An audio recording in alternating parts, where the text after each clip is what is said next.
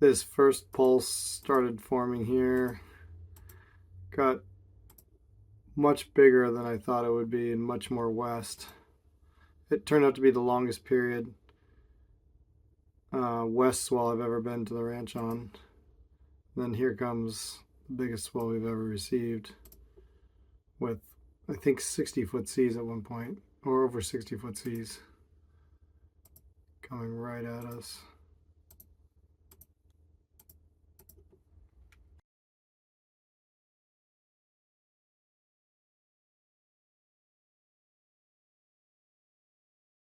The first of the two swells would probably have been the biggest swell that season had it not been for the second one right on its heels. In fact, the first swell was probably the biggest swell I've ever seen at the spot I was in the ranch. Most of the point actually lost shape because of the swell size. I remember being on the beach in the late afternoon talking to Mark Sponsler on the phone about how crazy the numbers were that we were seeing on the outer buoy, 46006. We both just kind of geeked out on the speculation of the swell. He was telling me there was a fair amount of energy all the way out to 30-second periods. I told him about the longest period swell I've ever experienced being what I call the Twiggy swell, because it was the swell that Twiggy burst onto the scene and won the 2006 Mavericks contest on. The day before that contest, I was counting 28-second periods between waves in the water, and when they came in, they were like miniature tsunamis. That swell made it from buoy 6 to us in like 16 to 18 hours. I was telling him that those 30-second periods would travel the same distance in like 16 hours, and that swell would double in size late morning on the 23rd of December. No, like look at the surge in the tide. No, I know, yeah, the tide's like 10 feet now. I would want to get out. It's so weird. It looks like he's on maybe a complete board, but it's like a 6-0. No, he's got to be on a half. No, it's broken. Heavy surge. Here we go, big set.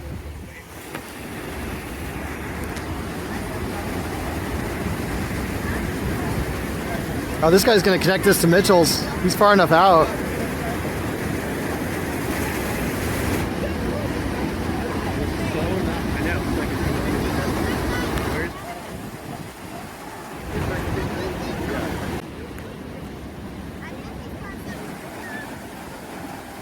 Yeah, he's through the John Street Bowl. Yeah, he's good.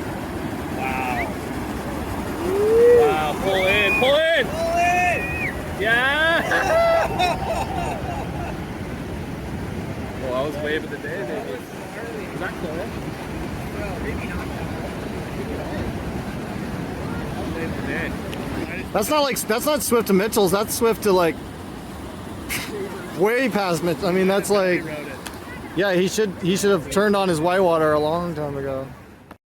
On this afternoon of December 23rd, after a big set would come in, the water would recede for 30 seconds or even more than a minute so that it looked like there was a minus tide.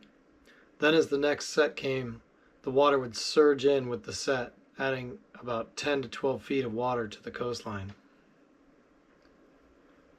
At one point, there were about 7 guys out at Swift Street. It seemed like most of Santa Cruz was on West Cliff watching the ocean. Then a massive set came in and broke about 3 miles out to sea from Getchell Street. We all knew it was going to go crazy when this set hit the lineup. Sure enough, it knocked at least 4 of the 7 guys in, with one of the guys trying to swim in without his board in the crazy mayhem of surging water.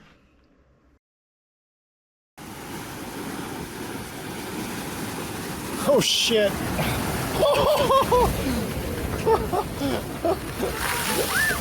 I knew that was gonna happen. Meanwhile, further north, Mavericks was putting on the best show with some of the biggest waves ever ridden out there. I threw in a couple of these pictures just to show how big it was. It was truly amazing. Almost everyone that owned a jet ski in the area was out there that day, either watching, filming, or riding waves. December 20th, 2024 must have been a record day in terms of the amount of energy imparted to the ocean's surface, with not one, but 2 storms happening at the same time with sustained winds in excess of 60 knots. Although the swell from January 5th, 2023 which caused a great deal of coastal flooding in Capitola, was slightly higher in terms of swell heights on the buoy readings. It didn't translate into higher surf heights because it formed too close to the coast. It was too raw with too much destructive interference from storm surf.